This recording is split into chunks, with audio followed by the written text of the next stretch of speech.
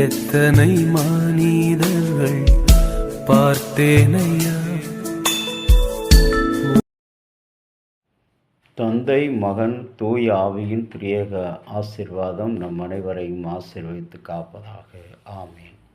கிறிஸ்து இயேசுவுக்குள் பிரியமான அன்பு இறை மக்களே, இந்த நாள் தபசு காலத்தின் முதல் நாள்.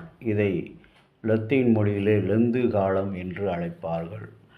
லெந்து காலம் என்று சொல்லும் பொழுது இன்றைக்கு பல பரிணாமங்கள் மனிதனுடைய வளர்ச்சியிலே வருகிறது.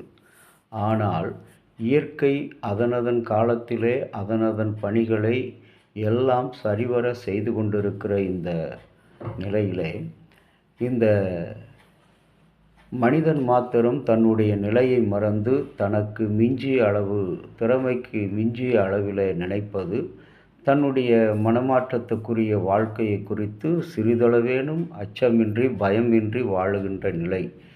இந்த நிலையிலே இருக்கின்ற மனிதனை சரியான நேரத்திலே நினைவு கூர்ந்து நீ மனம் திரும்ப வேண்டும் என்ற ஒரு அழைப்பை கொடுக்கின்ற முதல் நாள்தான் இந்த சாம்பல் புதன்.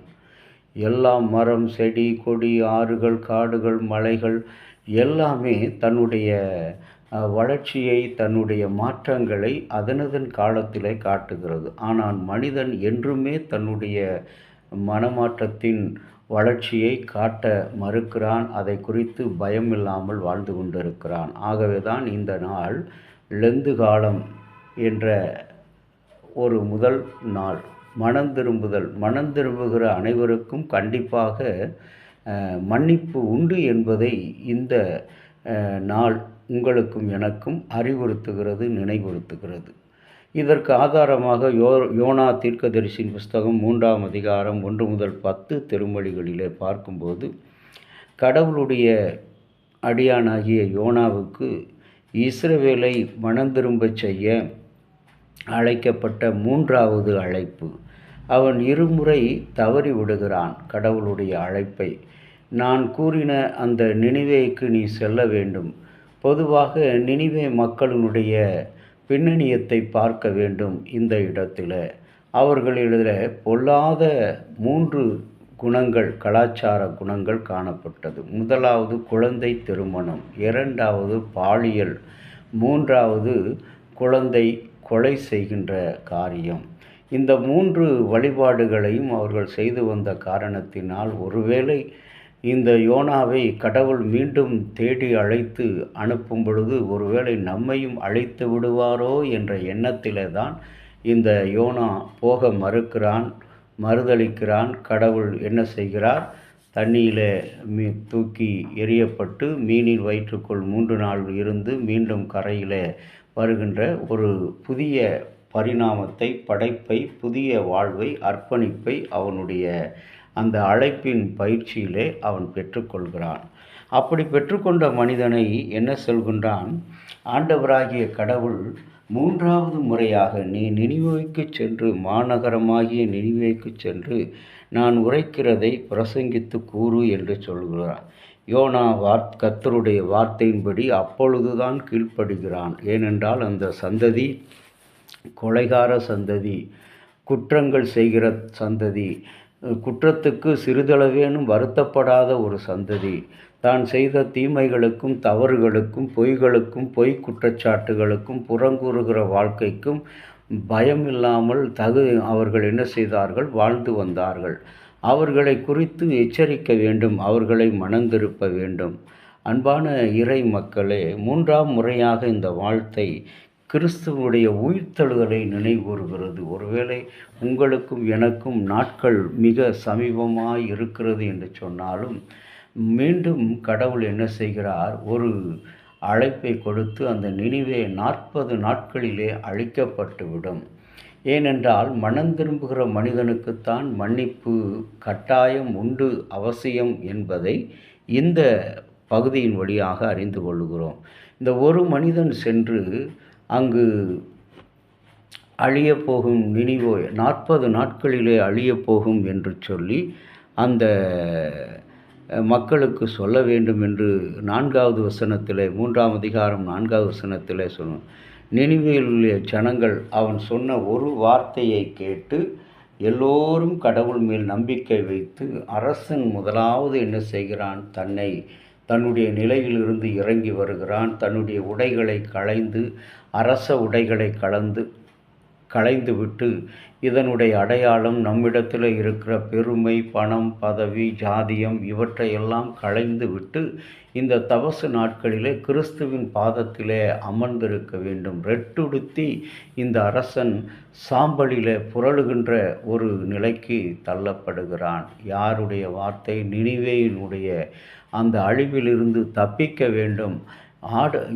அரசன் மாத்திரமல்ல, மக்கள் மாத்திரமல்ல, அங்கு இருக்கிற உயிரினங்கள், ஆடு, மாடு, கழுதை, கோவேறு கழுதை, ஒட்டகம் போன்ற அனைத்துமே தங்களை ஆண்டவருக்கு முன்பாக என்ன செய்தது? அர்ப்பணித்தது. அப்பொழுது அந்த கொடுமையை விட்டு அவர்கள் திரும்ப வேண்டும்.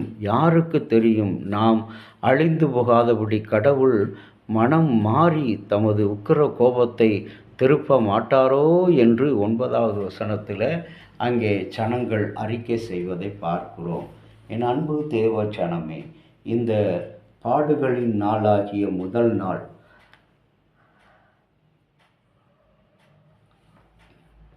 மனம் திரும்புகிற ஒரு வாழ்வை கட்டாயம் எதிர்பார்க்கிறார். உலகத்தில் படைத்த அனைத்துமே அதனுடைய வளர்ச்சிகளை, செயல்களை அந்தந்த காலத்திலே மிக அழகாக காட்டுகிறது.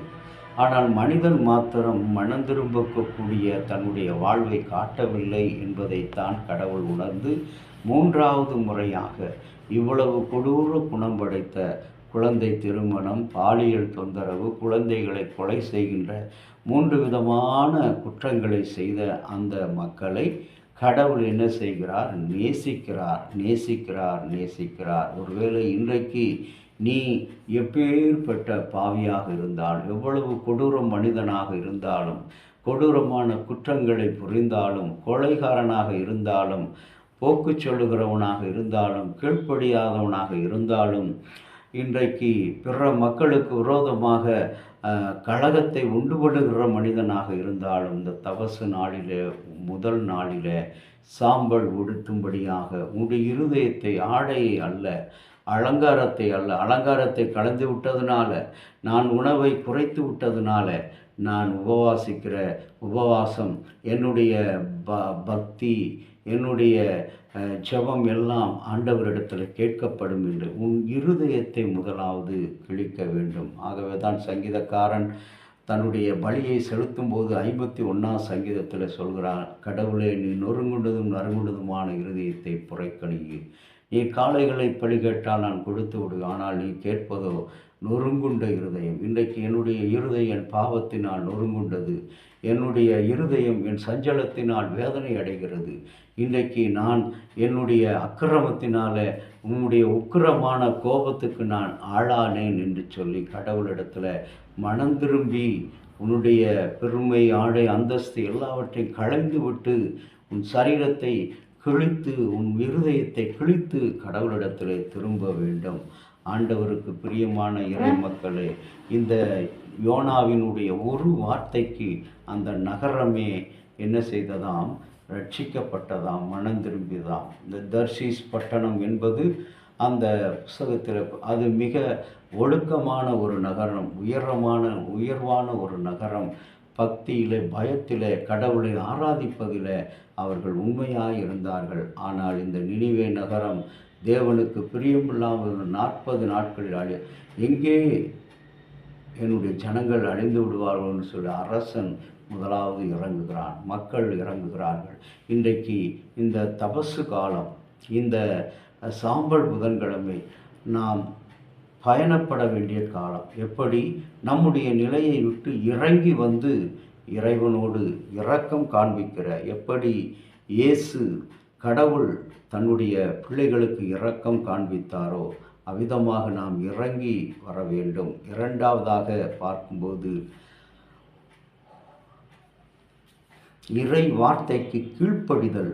அன்றைக்கு லூக்கா 19ஆம் அதிகாரத்தில் அந்த பிறவி குருடன் தாவீதின் குமாரனே என்று அழைக்கிறார். அழைத்தவுடனே அவருக்கு இறங்கி உதவி செய்கிற இயேசுவை பார்க்கிறோம். மனம் திரும்புகிற பாவிக்கு, மனதார கேட்கிற மனிதனுக்கு ஆண்டவர் ரட்சிப்பையும் சமாதானத்தையும் கொடுக்கிறார். இந்த பாடுகளின் நாட்களில் பிரவேசிக்கிற நீங்களும் நானும் நிச்சயமாக நம்முடைய வாழ்க்கையை மனம் திரும்பும்படியாக, மன்னிப்பை பெறுவதற்காக மனம் திரும்பும்படியாக